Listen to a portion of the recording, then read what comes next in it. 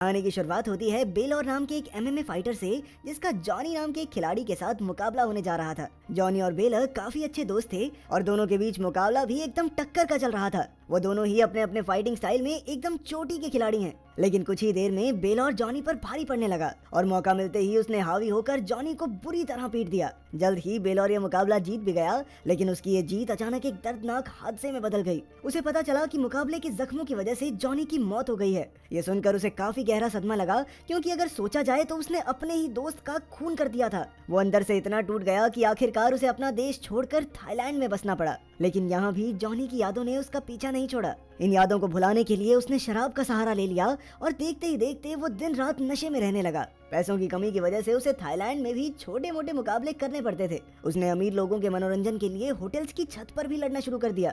ऐसे ही एक दिन एल्ड्रिक नाम का एक अमीर आदमी अपने बॉडीगार्ड मैडन के साथ उसका मुकाबला देखने आया। जब उसने बेलौर को इतनी बेरहमी से लड़ते हुए देखा तो एल्ड्रिक उससे काफी प्रभावित हुआ। बाद में उसने बेलौर से कहा कि वो इतने कम पैसों के लिए लड़कर अपनी जिंदगी बर्बाद कर रहा है। उसके पास बेलौर के लिए एक ऑफर था, जिसके मुताबिक बेलौर को म्यांमार में एक प्राइवेट मुकाबला लड़ना होगा और जीतने पर उसे $10 लाख इनाम में मिलेंगे। थोड़े पैसे एडवांस दिए जाएंगे और बाकी मुकाबला खत्म होने के बाद अगर वो ये मुकाबला जीत गया तो उसे जिंदगी भर काम करने की जरूरत नहीं पड़ेगी। फिर काफी सोच विचार करने के बाद बेलौर एल्ड्रिक के ऑफिस पहुंचा और उससे $10 लाख की बजाय $20 लाख की मांग की। एल्ड्रिक ने भी बिना किसी आनाकानी के उसकी बात मान ली। फिर अगले दिन बेलौर एल्ड्रिक के साथ हेलीकॉप्टर में एक जंगल के बाहर पहुंचा, जहां उसकी मुलाकात वहां के जनरल से हुई। इसके बाद एल्ड्रिक ने बेलौर को कई और लोगों से भी मिलवाया। पहला आदमी था एस्पार्टो, जिसके काफी बड़े बिजनेस थे। फिर आए जेकब और उसका बेटा टोबी। जेकब और टोबी तो मिलकर उसके एमएमए के मुकाबले भी देखा करते थे। मार्शल, जो एक गेम प्रोग्रामर था, और आखिर में वो मिला सोफिया से, जो दुनिया के सबसे अमीर आदमी की बेटी थी।